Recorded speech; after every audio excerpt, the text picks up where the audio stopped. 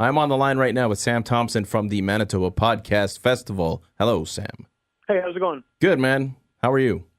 Good, thanks. Good. The Manitoba Podcast Festival going on this Sunday, September 30th, which is actually International Podcast Day, and it's going down right here in Winnipeg. Can you tell me a little bit about it? Sure, yeah. It's kind of a way for people to get involved in the podcast community here in Winnipeg and across Manitoba, I guess, as a whole. The goal is to sort of educate people on what podcasting is all about and introduce them to some of the people who are doing it here in the province.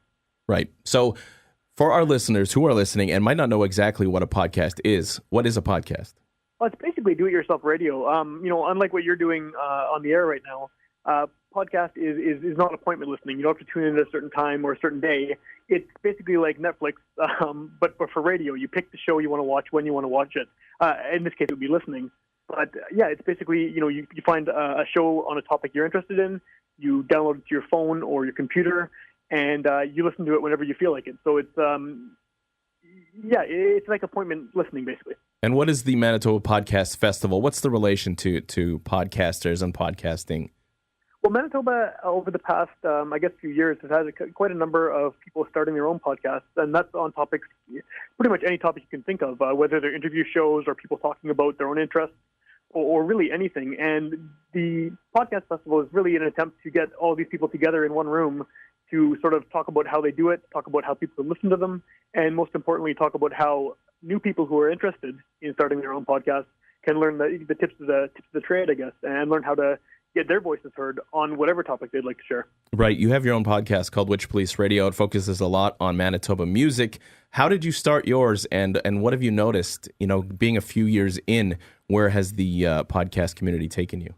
Well, when I started it was 2012, and I didn't really know what a podcast was, but a friend introduced me to an interview with a musician I was a fan of, and that was a podcast. I didn't even know that it was a podcast, but once I heard that, I realized that this is something that I could do on my own time. I knew a lot of musicians locally, and I'd been a musician for a long time as well, a failed musician, but it sort of gave me the inspiration that, this person is just interviewing someone whose music they're interested in, and I can do that as well. And I just started doing it, and it's been, 6 years now almost, 300 and some interviews, and it's fun. It's a good way to kind of be creative and make your own radio, basically.